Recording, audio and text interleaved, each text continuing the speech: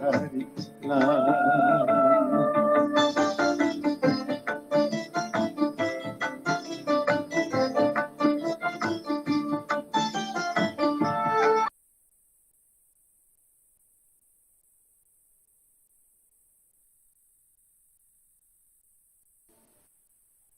गुरव प्रणाम.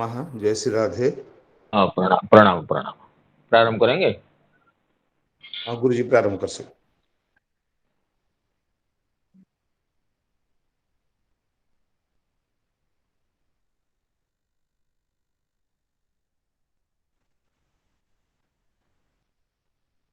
वन्देऽहं श्रीगुरो श्रीयुतपदकमलं श्रीगुरून्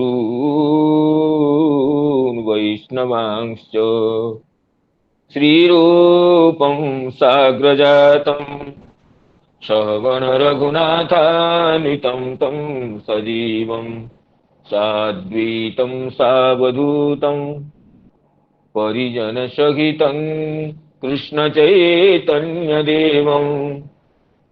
श्रीराधा कृष्णपादान् सहगणललिता श्रीविशाखान्वितांश्च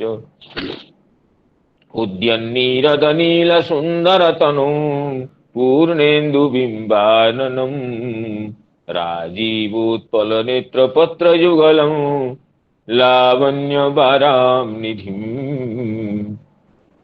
भक्तानां सकलार्तिनाशनकरं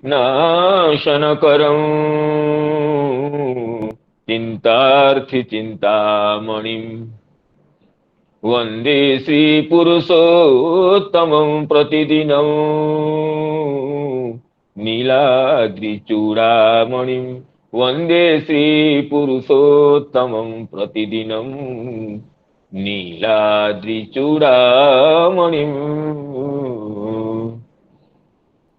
अनर्पितचरिं चिरात् करुणयावतीर्ण खलु समर्पयितुमुन्नतोज्ज्वलरसां स्वभक्तिश्रियम् हरिपुरतसुन्दरद्युतिकदम्ब सन्दीपितः सदा हृदयकन्दरे स्फुरतु वश्यति नन्दनः जाग्रत्स्वप्नसुषुप्तिषु स्फुरतु मे राधा पदाब्जच्छटा वैकुण्ठे नरकेऽथवा मम गति नान्यास्तु राधां विना राधा केलि कथा सुधाम्बुधिमहा बीचिभिरन्दोलितं कालिन्दी तटकुञ्जमन्दिरवरा लिन्दे मनो बिन्दतु गोवर्धनो जयति शैलकुलाधिराजो यो गोपिका विरुदितो हरिदासवर्यः कृष्णेन शक्रमखभङ्गकृता समर्चितो यः सप्ताहमस्य करपद्मतलेऽप्यवात्सीत् जयति तरणिपुत्री धर्मराजस्वसाया कलयति मथुराया सख्यमतीति गंगा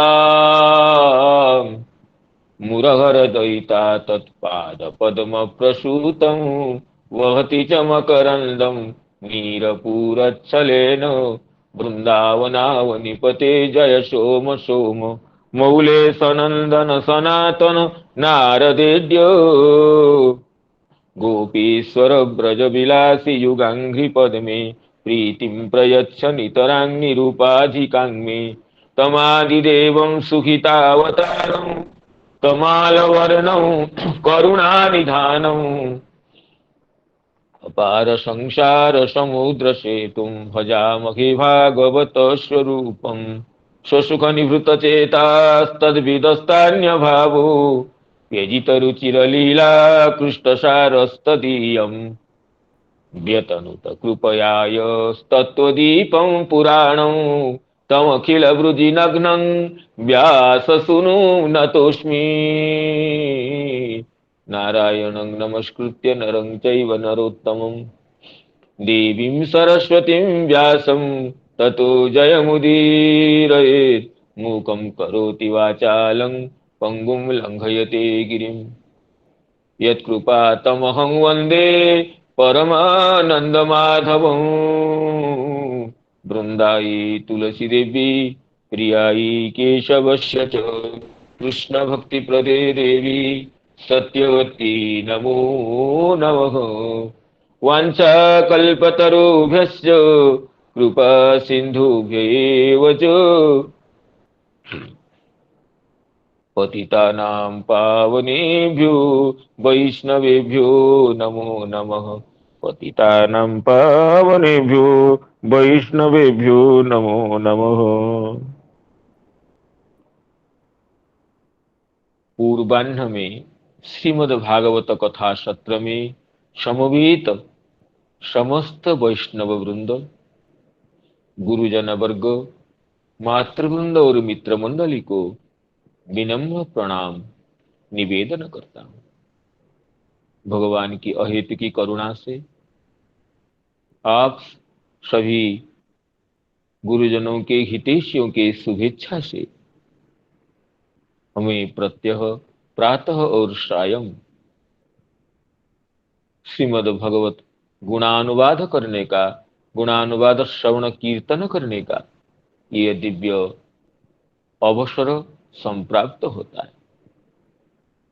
अतः कार्तज्ञ विज्ञापन पूर्वक यथावसर गत दिवस कथा की जहाँ विश्रांति हुई थी वहां से आगे कथा में प्रवृत्त होने के लिए प्रयास करता।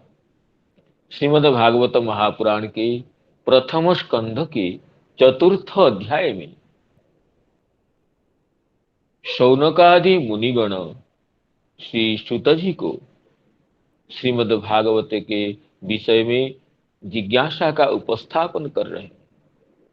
जिज्ञासा का विषय यही था, महर्षि वेदव्यास जी श्रीमद् भागवत का प्रणयन किस समय, किस स्थान पर और किसकी प्रेरणा से किए थे, और शुकदेव जी जो सर्वथा निवृत्ति निरत है, निर्विकल्पक है, निर्गुण समाधिनिष्ठ है, ऐसे शुकदेव जी श्रीमद् भागवत का अध्ययन और प्रवचन किस तरह किए। जिस शुकदेव जी की स्त्री पुरुष भेदा भी नहीं थी, स्त्री पुरुष भेद ज्ञान भी नहीं था, जो अप्सरागण बताए थे कि स्त्री पुंभिदा न तो सुतस्य विविक्त दृष्टि, तो इसे स्त्री पुरुष भेद ज्ञान रहित निर्विकल्प समाधि निरत शुकदेव जी को कैसे प्रवृत्ति हुई श्रीमद् भागवत का प्रवचन करने के लिए, ये जिज्ञासा थी जिसकी चर्चा गत दिवस हुई थी। दृष्ट्वानुयान्तं ऋषिमात्मजमप्यनग्नं देव्यो घ्रिया परिदधूर्न सुतस्य चित्रम् तद्वीक्ष्य पृच्छति मुनो जगदुस्तवास्ति स्त्रीपुंभिदा न तु सुतस्य विविक्त दृष्टे, स्त्रीपुंभिदा न तु सुतस्य विविक्त दृष्टे। उसके आगे श्री शौनकादि मुनिगण नमिसारण्य के श्रोतृ मंडल में समाविष्ट हजारों ऋषियों के जो मुख्य हैं, जो कुलवृद्ध कुलपति और ऋग्वेदी शौनक जी हैं, वो ये जिज्ञासा आगे राजर्षि परीक्षित जी के बारे में करते हैं। देखिए, पहले जिज्ञासा किए श्रीमद् भागवत के रचयिता के बारे में। महर्षि वेद व्यास जी समस्त वेदों के विभाजन के बाद, महाभारत के प्रणयन के बाद, पुराण रचना के बाद पुनः श्री भागवत पुराण की रचना में क्यों तत्पर हुए, ये ग्रंथ के रचयिता के विषय में था। फिर ग्रंथ के जो वक्ता है शुकदेव जी, उनके विषय में जिज्ञासा हुई। अब वो श्रीमद् भागवत की जो प्रथम प्रथम श्रोता है, जिनको उद्देश्य करके शुकदेव जी पृथ्वी में संसारी व्यक्तियों को करुणा करके श्रीमद् भागवत का प्रवचन किए थे, प्रकाशन किए थे, उन्हीं के विषय में श्री शौनकादि मुनिगण जिज्ञासा करते हैं कि कथं वा पांडवे अस्य राजर्षे मुनिना सह संवाद समभूतात यत्रेषा सात्वती श्रुति। और ये सुखदेव जी और राजर्षि परीक्षित जी का संगम के समागम कैसे हुआ, सम्मेलन कैसे हुआ। कथम वा पांडवस्य पांडु पांडु वंशोद्भव, पांडवों की पौत्र राजर्षि परीक्षित जी का मुनिना सह संवाद कथम अभूत। परमहंस कुल मुकुटमणि श्री सुखदेव जी के साथ संवाद कैसे हुआ, मिलन कैसे हुआ। यत्रेषा शाश्वती श्रुति ही, जहां पर संवाद होने से ये वेद रूप श्रीमद् भागवत का परिप्रकाश हुआ। तो सुखदेव जी के बारे में प्रश्न किए थे, और सुखदेव जी और राजर्षि परीक्षित जी का मिलन कैसे हुआ। राजर्षि परीक्षित तो ये राजा थे, सम्राट थे, और सुखदेव जी के साथ उनका समागम का हेतु, समागम का प्रकार क्या रहा, ये प्रश्न। इसमें श्री श्रीधर स्वामी जी कहते हैं कि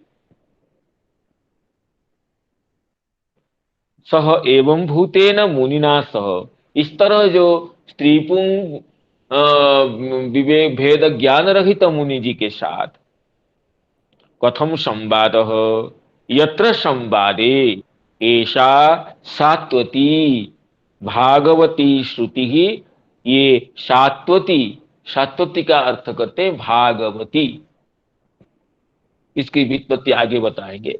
तो सात्वती श्रुति अर्थात भागवती संहिता, जिसमें, जिस संवाद में भागवती संहिता का प्राकट्य हुआ, वो संवाद राजर्षि परीक्षित जी और सुखदेव जी का यह संवाद कैसे हुआ, जहां पर सात्वती श्रुति प्रकटित हुई। सात्वती का अर्थ ये पहले भी चर्चा हुई है। सात्वत कहते हैं, वैष्णव को भी कहते हैं, क्योंकि सात शब्द का अर्थ है परमात्मा। सातयति सुखयति इति सात, सातयति सुखयति इति सात, ये अनुपसर्गात लिंप बिंद इत्यादि सूत्र से सप्रत्यय के अभाव के पक्ष में जब कोई प्रत्यय होता है, अनुपसर्गा लिंप बिंद धारी पारी उदेदी चेती साती साहिव्यस्त इत्यादि सूत्र में ये जो साती धातु है, इत्यादि धातुओं से सप्रत्यय होता है, और सप्रत्यय के अभाव के पक्ष में कोई प्रत्यय भी होता है। तो कोई प्रत्यय होने से सात रूप बनता है। सातयति सुखयति इति सात, और सात से तो परमात्मा का, भगवान का ग्रहण हुआ। और वही सात सह सात एव अस्ति विषयतया प्रतिपाद्यतया यस्या सा सात्वती, परमात्मा भगवान श्री कृष्ण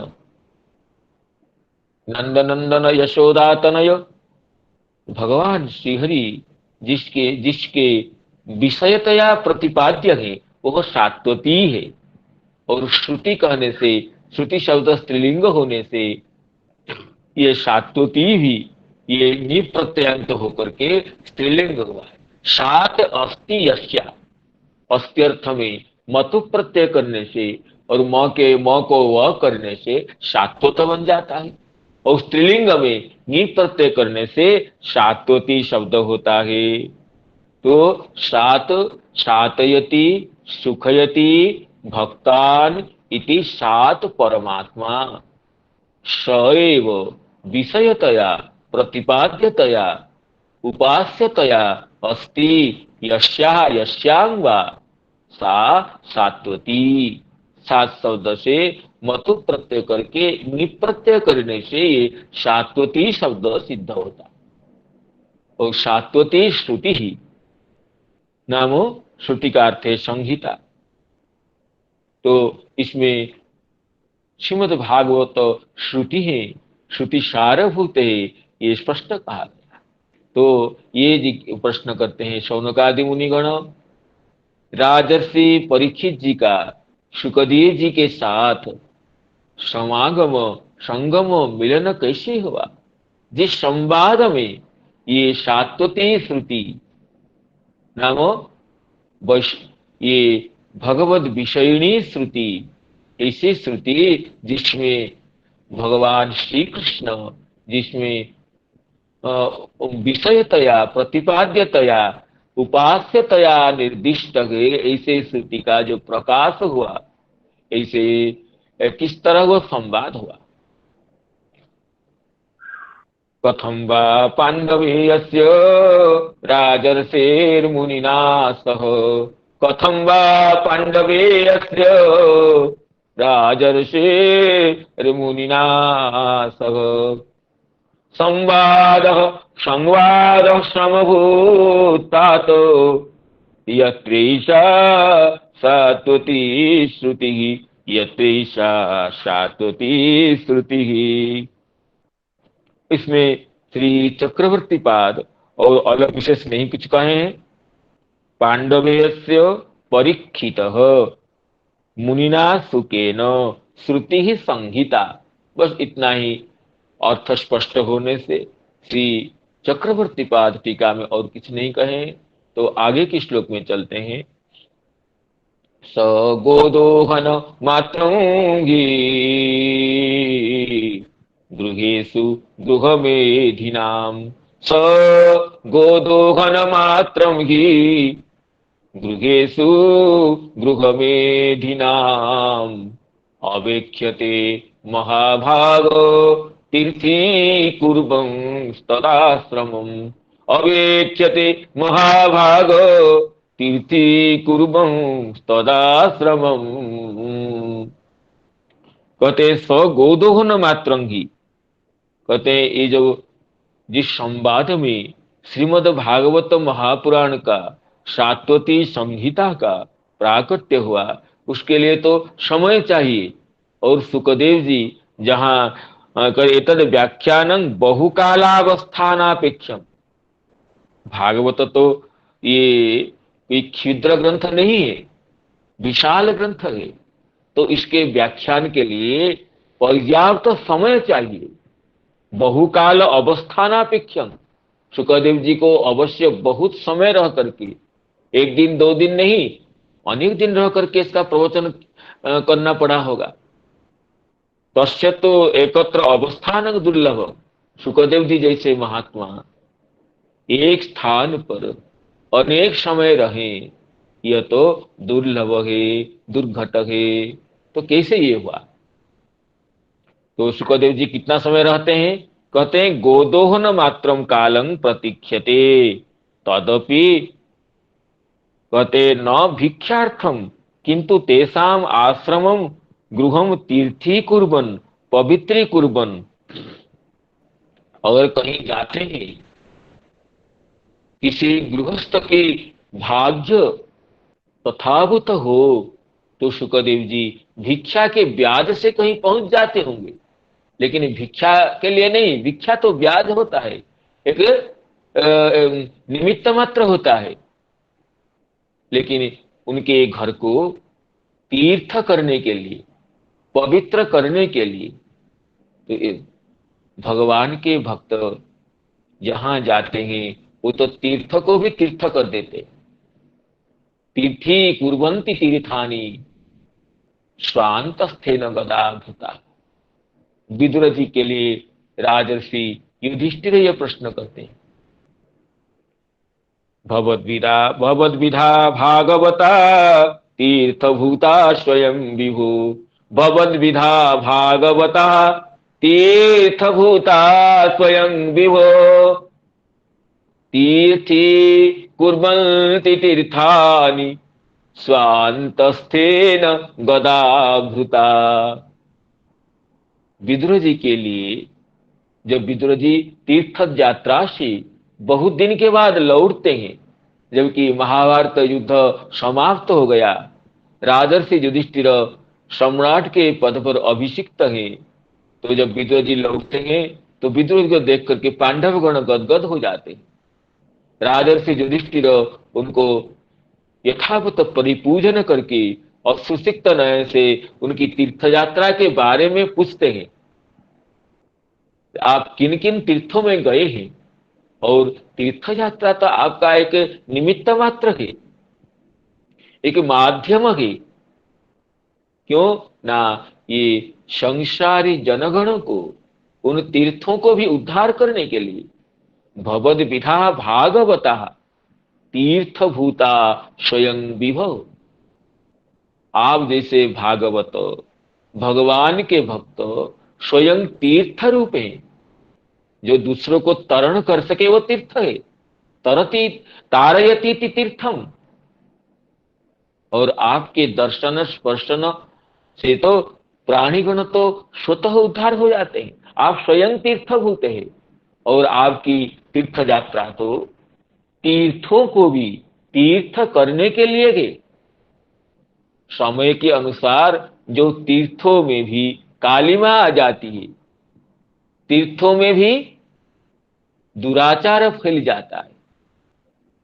तो आप जैसे महाभागवत उन तीर्थों में पहुंच करके उन तीर्थों के जो कालुष्य है, तीर्थों में जो दुराचार है, तीर्थों में भी जो क्लेश है, उसको हरण कर लेते हैं। भगवद विधा भागवता तीर्थभूता स्वयं विभो तीर्थी कुर्वन्ति तीर्थानि स्वांतस्थेन गदाभूता। क्योंकि आपकी हृदय कमल में, हृदय सिंहासन पर निरंतर गदाधारी भगवान श्रीहरि विराजमान होते हैं। तो आप जहां पहुंचते हैं वो तो तीर्थ हो जाता है। साधारण स्थान तो तीर्थ हो जाता है, तीर्थ तो महातीर्थ हो जाता है। तो आपकी तीर्थ यात्रा तो लोगों को धारण करने की एक शैली है। तो इसी तरह यहां पर शुकदेव जी के लिए इस शौनकादि मुनिगण ये कहते हैं, स गोदोहन मात्रं हि गृहेषु गृहमेधिनाम अवेक्ष्यते महाभाग तीर्थी कुरुवं तदाश्रमम। वो गोदोहन काल तक ही प्रतीक्षा करते हैं। किसके घर जाते हैं तो एक गाय दूहने के लिए जितना समय लगे, 5 मिनट 10 मिनट जितना समय लगता है, उतना समय शुकदेव जी किसी गृहस्थ के घर भिक्षा के छल से जाते थे। और उसी बहाने तीर्थी कुर्बन तदाश्रमम, उस आश्रम को, उस गृह को तीर्थभूत कर देते थे। क्योंकि आगे स्वयं श्री राजर्षि परीक्षित जी कहेंगे कि जेषां संस्मरणात् पुंसाम सद्य शुद्ध्यन्ति वै गृहा। जेषां संस्मरणात् पुंसाम सद्य शुद्ध्यन्ति वै गृहा। सुखदेव जी के समागम पर राजर्षि परीक्षित खुद कहते हैं, प्रथम स्कंद के अंतिम अध्याय में कहते हैं, अद्य वयं ब्रह्मन् सस्यव्या क्षेत्रबंधवः कृपया तिथि रूपेण भवद्भिः तीर्थका कृतः येषां संस्मरणात् पुंसां सद्यः शुद्ध्यन्ति वै गृहाः किं पुनर्दर्शन स्पर्श पाद शौचासनादि। सुखदेव जी को राजर्षि परीक्षित जी प्रणति पुरस्सर ये निवेदन करते हैं कि आपके स्मरण से, गृह आपके स्मरण करने से, आप जिसको स्मरण कर ले या आपको जो स्मरण कर ले, भगवत कर्तृक स्मरण या भगवत कर्मक स्मरण, सुखदेव जिसको स्मरण करे या सुखदेव जी को जो स्मरण करे, जेषां संस्मरणात्, सुखदेव कर्तृक स्मरण से, श्री सुखदेव कर्मक स्मरण से सद्य शुद्ध्यन्ति वै गृहाः। गृह तो, गृह शब्द तो नपुंसकलिंग है, लेकिन पुंगलिंग होने पर बहुवचन में प्रयुक्त होता है। गृहा पुंसी भूमि, गृह शब्द पुंलिंग होने पर बहुवचन होता है, इसलिए देशांग संस्मरणात् गृहा सद्य शुद्ध्यंती, गृह तत्क्षणात् पवित्र हो जाते स्मरण से ही। और फिर ज्यादा हो तो किंग पुनर्दर्शन स्पर्श पाद शौचासनादि भी, अगर उनका दर्शन हो जाए, सुखदेव जी का स्पर्श हो जाए, पाद प्रक्षालन करने का अवसर मिल जाए और उनको बैठने के लिए आसन दे दिया जाए, तो इसमें और कहने की क्या बात है। जन्म जन्मों के पुण्यों का ढेर हो, पुण्यों का पर्वत जैसे संचय हो, तो सुखदेव जी जैसे परम भागवत परम महात्मा के दर्शन स्पर्शन शौच पाद स्पर्शा और आसन आदि का सौभाग्य मिलता है। तो इसलिए वही विषय को यहाँ पर श्री शौनकादि मुनिगण ये जिज्ञासा करते हैं कि स गोदोहन मात्रंगी गृहेशु गृह मेधिनाम नामो गृहाश्रमी नाम, गृहाश्रमियों के, गृहस्थों के, किसी किसी के जो अगर सुकृतवान हो वहां के और पहुंच जाते हैं और वहां भी गोदोहन मात्र काल अवस्थित होते थे और उसी क्षण में उस घर को, उस स्थान को तीर्थ कर देते थे, पवित्र परम पावन बना देते थे। उसी में श्री श्रीधर स्वामी ये कहे, गोदोहन मात्रम कालम प्रतीक्ष्यते तदपि न भिक्षार्थम किंतु तेषां आश्रमम गृहम तीर्थी कुर्बन पवित्री कुर्बन तस्मात् एवं भूत अत्र वक्ता इति आश्चर्य।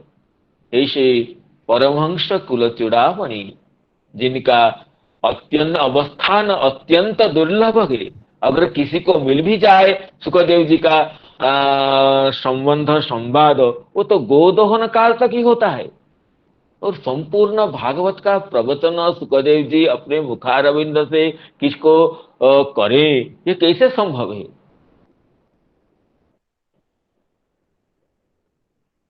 तो इसमें श्री वंशीधराचार्य जी कहते हैं, गृह पदेन अत्र गृहस्थाः ग्राह्याः मंचाः क्रोशन्ति इतिवत् जद्वा तत्रत्य जीव मात्रेभ्योऽपि सद्गतिं दातुम् इति भावः।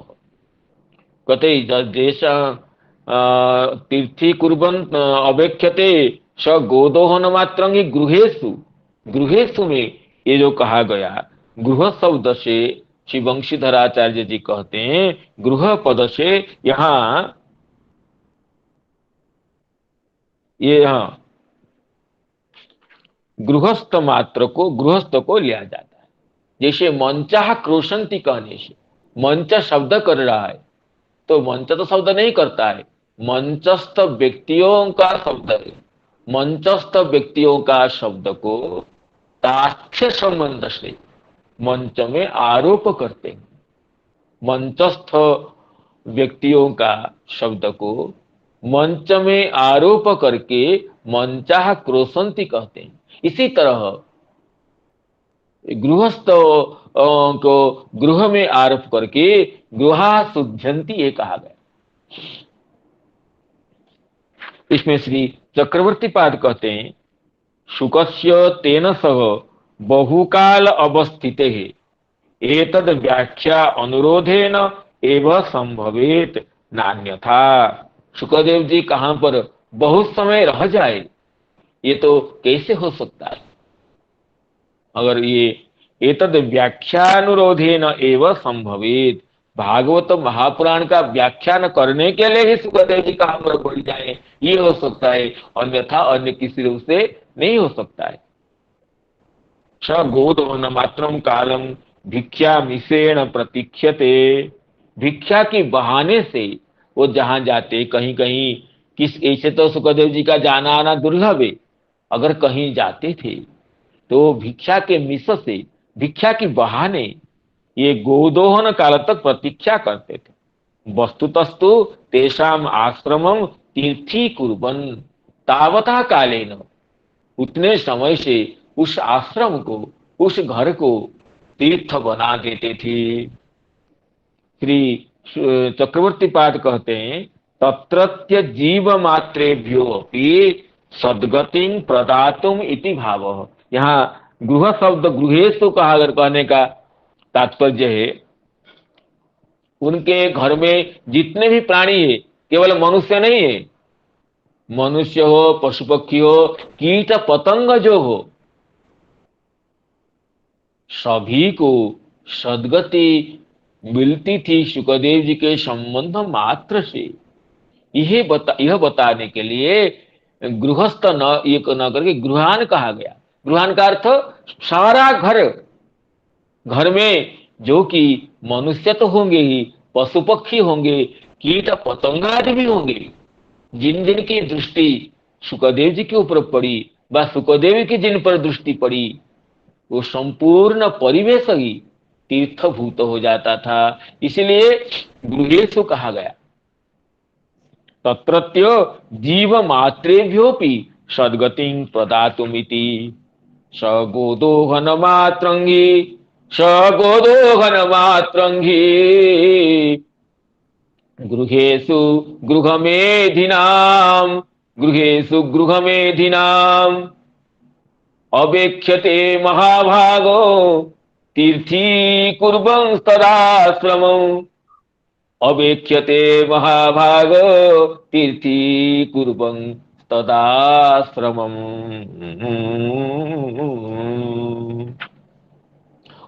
अभिमन्यु सुतं सूत प्राहुर्भागवतोत्तमम्, तस्य जन्म महाश्चर्यं कर्माणि च गृणीहीन।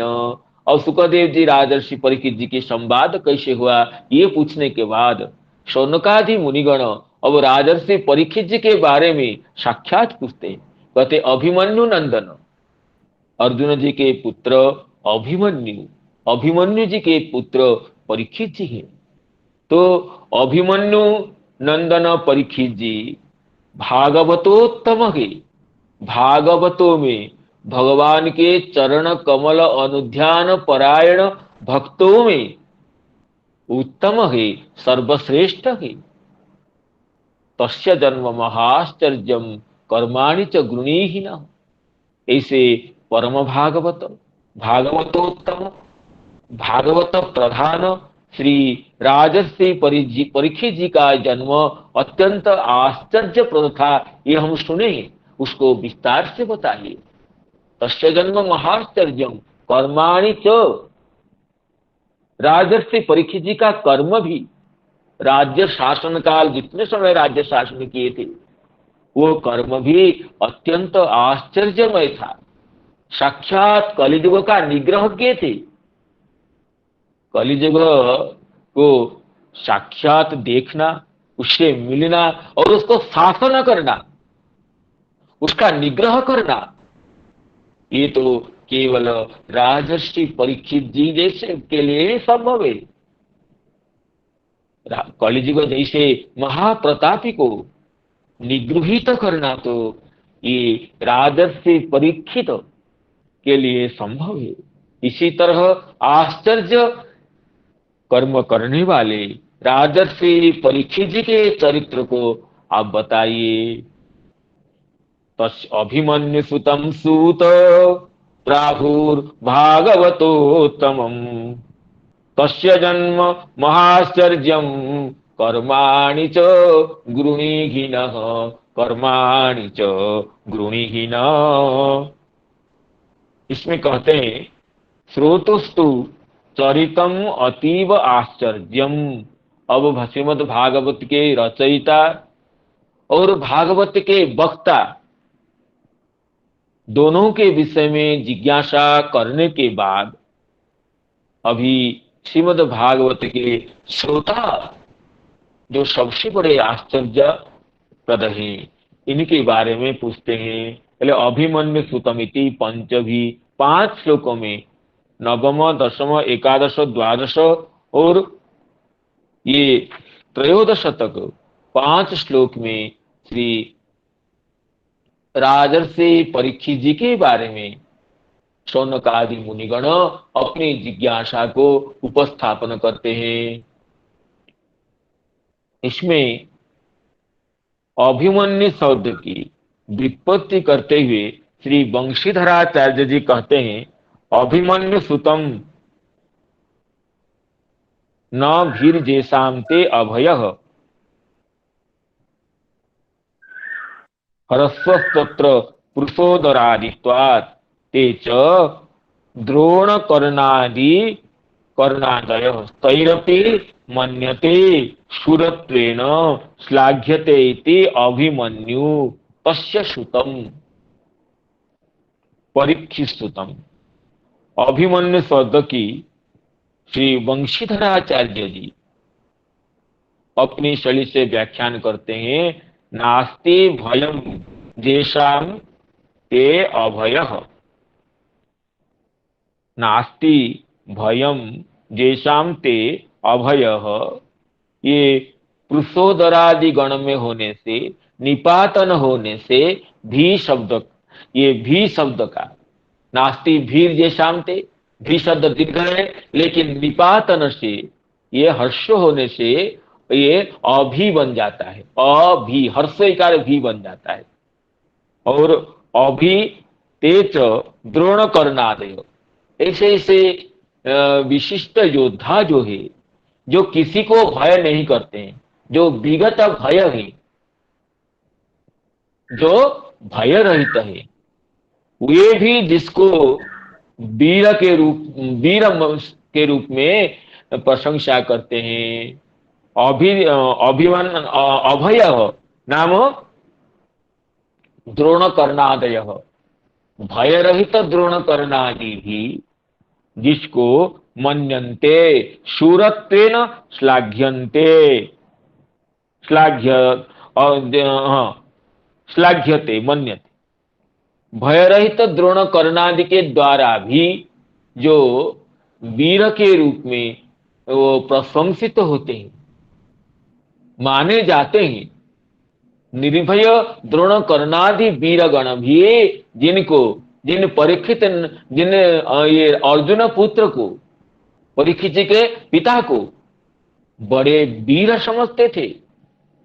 एक चक्रव्यूह को पहुंचना, चक्रव्यूह को भेद करके जाना तो अभिमन्यु जी को ही पता था, और सारे वीर अकेले अभिमन्यु को घेर कर मारे थे, अन्याय से वध किए थे। महाभारत में कथा है, अन्याय पूर्वक अभिमन्यु का वध सब मिलकर किए थे, क्योंकि द्रोण कर्णादि बड़े बड़े वीरगण भी अभिमन्यु की वीरता में वो प्रामाणिकता प्रदान करते थे, अभिमन्यु को वीर मानते थे। तो नास्ति भयम येषाम ते, नास्ति भी येषाम ते अभयः, ये निपातन से हर्ष हो गया। तो अभी भी मन्यते श्लाघ्यते शूरत्वेन इति अभिमन्यु, इस तरह की व्युत्पत्ति श्री वंशधराचार्य जी ने दी है।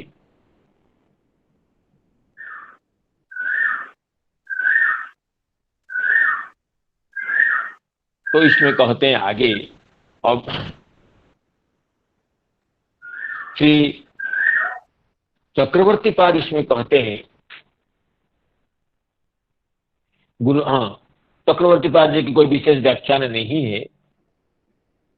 कहते हैं गुरुणी ही का अर्थ है कथय, गुरु शब्दे धातु है, जो गुणाति रूप होता है उसके लोट लकार में मध्यम पुरुष एकवचन में गुरुणी ही रूप होता है, कहते हैं कथय।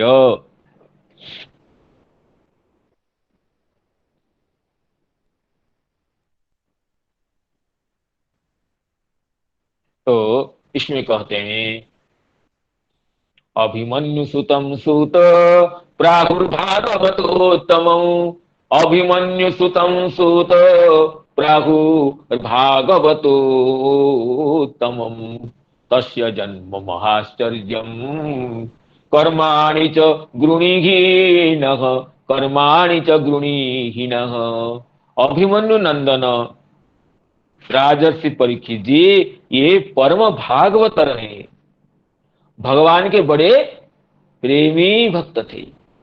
उनके अत्यंत आश्चर्यमय जन्म और कर्मों का वर्णन कीजिए। इसी प्रसंग में आगे कहते हैं, ससम्राट कश्यवाहेतो, ससम्राट कश्यवाहेतो पाण्डूनां मानवर्धनः, ससम्राट कश्यवाहेतो पाण्डूनां मानवर्धनः, प्रायोपविष्टो गंगायाम् अनादृत्याधिरात् श्रियम्, प्रायोपविष्टो गंगाया मनादृत्याधिरात् श्रियम्, ससम्राट कश्यवाहेतु पाण्डूनां मानवर्धनः, प्रायोपविष्टो गंगाया मनादृत्याधिरात् श्रियम्। कहते हैं कि वे पांडव वंशों के गौरव बढ़ाने वाले सम्राट थे। स सम्राट पांडुनांग मानवर्धनः, पांडु वंश के मान को सम्मान को बढ़ाने वाले थे राजर्षि परीक्षित जी। जो समस्त पांडवगण राजर्षि परीक्षित जी को राज्य प्रदान करके महापथ के पथिक हो गए, तो राजर्षि परीक्षित जी एकमात्र वंशधर थे। परम भागवत पांडु वंश के परम प्रताप को व्यक्त करने वाले एकमात्र राजर्षि परीक्षित जी थे। वे भला किस कारण से साम्राज्य लक्ष्मी को आप परित्याग करके मृत्यु पर्यंत अनशन लेकर बैठे थे। इससे पहले ही श्री सुत जी कहे, जब मृत्यु पर्यंत अनशन का व्रत लेकर के बैठे हुए राजर्षि परीक्षित जी को श्री सुखदेव जी भागवत का श्रवण करा रहे थे, मैं वहां बैठकर सुन रहा था। तो अभी वहां से आया हुआ आपको सुनाऊंगा। ये सुन करके सौनकादि मुनिगण ये कहते हैं कि राजर्षि परीक्षित तो पांडवों के गौरव को, यश को, कीर्ति को बढ़ाने वाले सम्राट थे।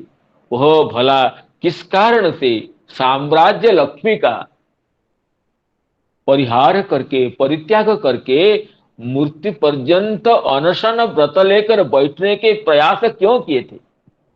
ससम्राट कश्यवाहेतु पांडूनां मानवर्धनः, प्रायोपविष्टो गंगायाम् अनादृत्याधिराट श्रियम्।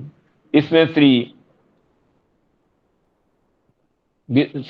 श्रीधर स्वामी जी कहते हैं, सम्राट शब्द का अर्थ देते हैं चक्रवर्ती। सम्यक्तया राजते शोभते, राजसु इति सम्राट, उसी का अर्थ देते हैं चक्रवर्ती। और सम्राट शब्द की परिभाषा जो है उसी को व्यक्त करते हैं श्री वंशीधराचार्य जी। कहते हैं, जेनेष्टम राजसूयेन मंडल शेषरश्चजः शास्ति जश्चज्ञया राज्ञः स सम्राट इति कथ्यते इति अभिधानात्। पहले जो राजस्व यज्ञ का अनुष्ठान किया हो, जेनेष्टम राजसूयेन, जो राजस्व यज्ञ किया हो, मंडल से ईश्वर, संपूर्ण मंडल का जो राज ईश्वर होता है, अधिपति होता है, शास्ति जश्चा ज्ञा राज्ञ, और अनेक राजाओं को जो अपनी आज्ञा से शासन करता है, उसी को सम्राट कहते हैं, उसी को चक्रवर्ती कहते हैं। तो इसलिए राजर्षि परीक्षित जी ऐसे सम्राट थे, पांडु वंश के गौरव को बढ़ाने वाले थे। और सम्राट कश्यवा ही तो हो, यहां बा शब्द विकल्प अर्थ में नहीं, वितर्क अर्थ में है, प्रश्न के अर्थ में। कहते हैं बाइति वितर्के, कश्यवा हे तो हो, कस्मात् कारणात्।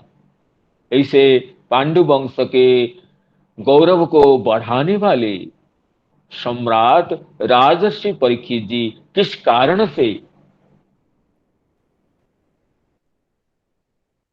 प्रायोपविष्टो गंगायाम अनादृत्य अधिराट स्त्रियम।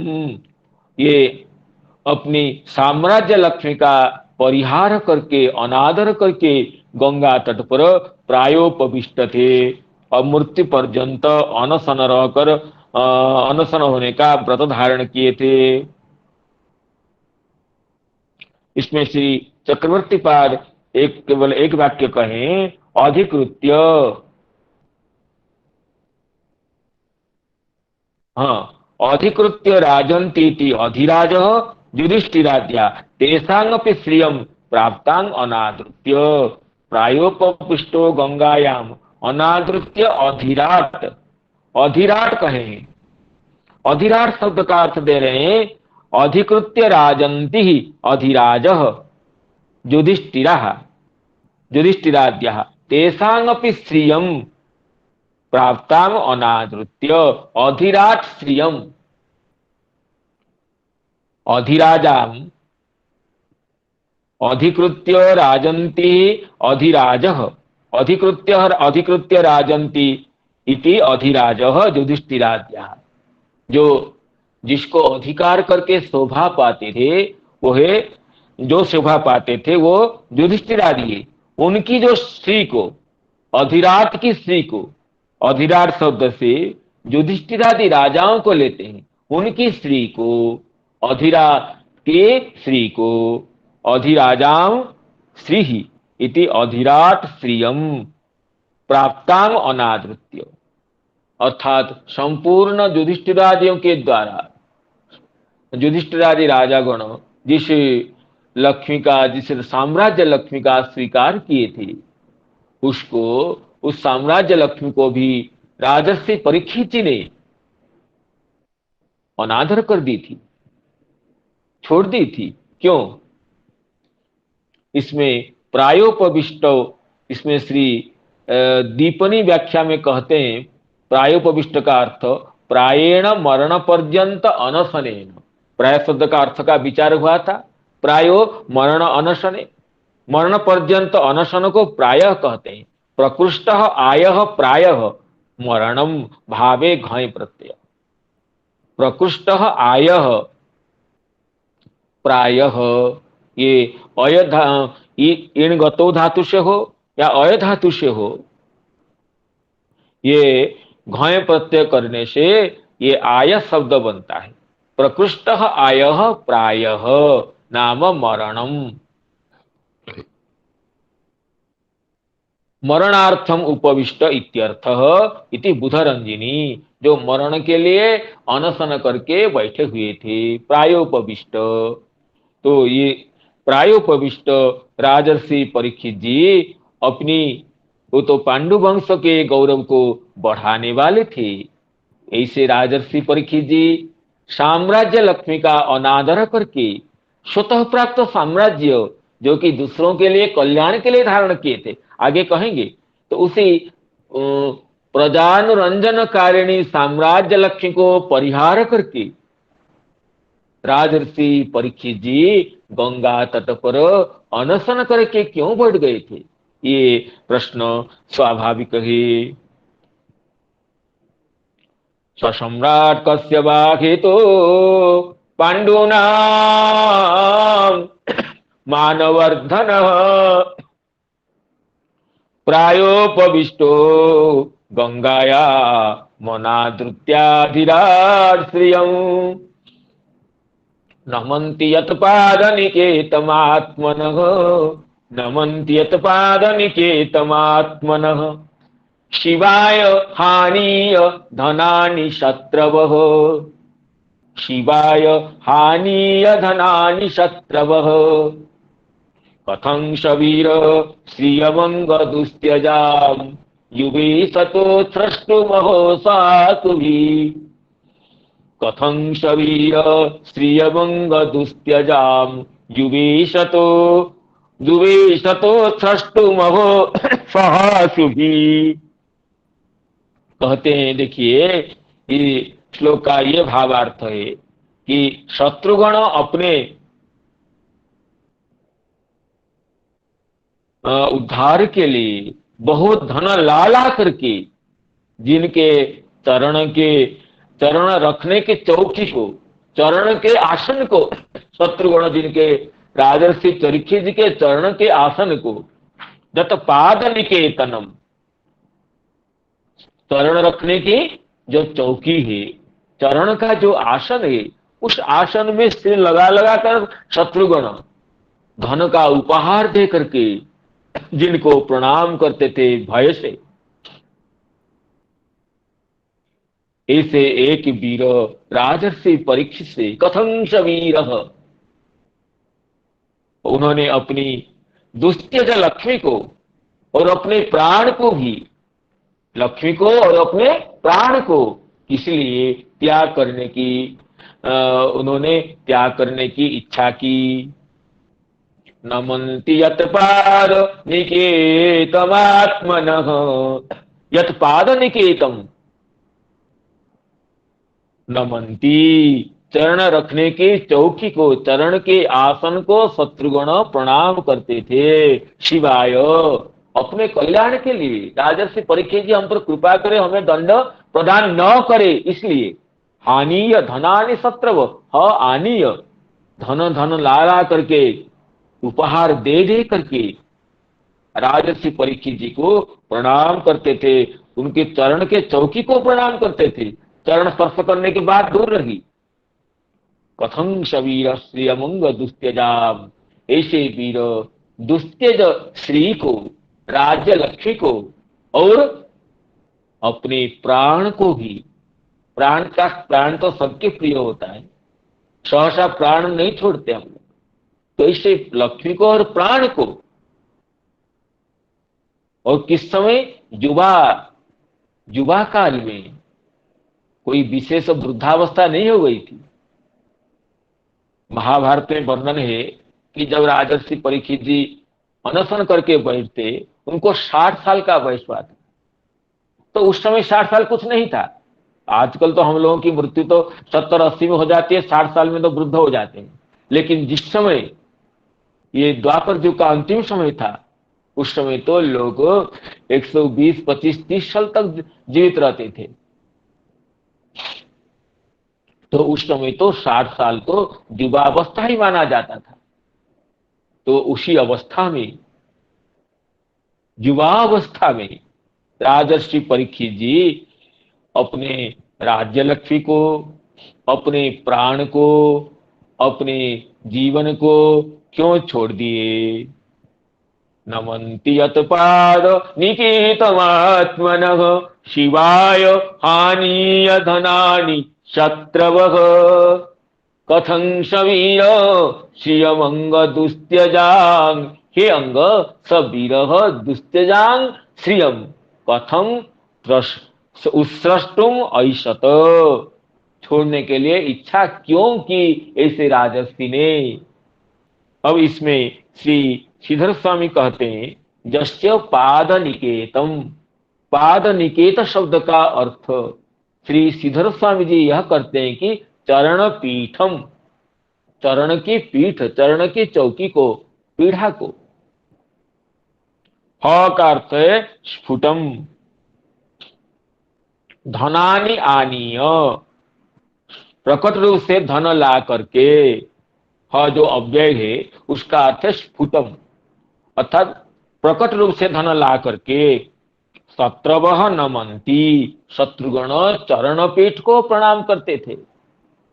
चरण स्पर्श करने के साहस को छोड़ करके चरण पीठ को ही प्रणाम करके, चरण पीठिका को, चरण चौकी को प्रणाम करके अपने को कृतकृत्य मानते थे। हे अंग, सुत जी को प्रीति से संबोधन करते हैं शौनकादि मुनिगण। हे अंग, युवा तरुण एवं, युवावस्था में राजर्षि ने राज्य लक्ष्मी को छोड़ दी थी। ऐसत ऐच्छत, इच्छा के, अत्र आर्सम आत्मने पदम, इस धातु तो परस्मै पद है, यहाँ पर जो आत्मने पद का प्रयोग है वो आर्ष है। और अशुभी सह सहाशुभी ही, राज्य लक्ष्मी को और प्राणों के साथ राज्य लक्ष्मी को छोड़ दी राजर्षि परीक्षित जी ने। सह अशुभी सह शुभी, ये अर्थ करते हैं श्री श्रीधर स्वामी जी। अब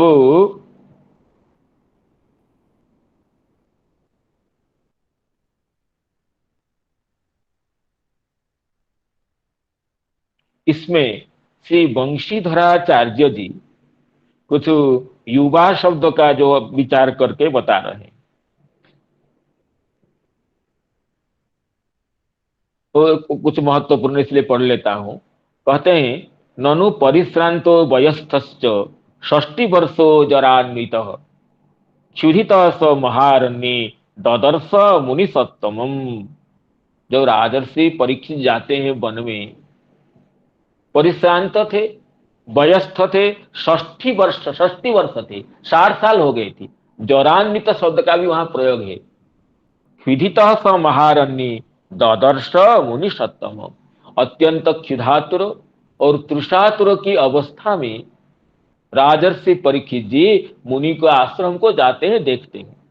इत्युक्ते यद्यपि 60 वर्षो मध्यवया भवति तथापि यौवनस्य तत्प्राग्वर्तित्वेन तत्संबद्धत्वात् तदपि यौवनमेव न स्थावीर्यम् सशक्ति देहत्वात्। कहते हैं 60 वर्ष जो कहा गया, ये तो मध्यम वया था, मध्यम वय था राजर्षि परीक्षित जी के लिए, मध्यम आयु का था।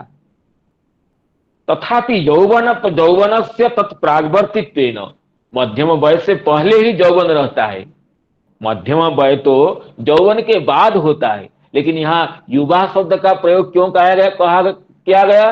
तो कहते हैं तत्संबद्धत्वात्, कहते राजर्षि परीक्षित जी को मध्यम वय होने पर भी युवा अवस्था का संबंध था, उनके शरीर में युवक जैसे शक्ति थी। इसलिए वहां यहां पर श्रीमद् भागवत में युवा शब्द का प्रयोग है।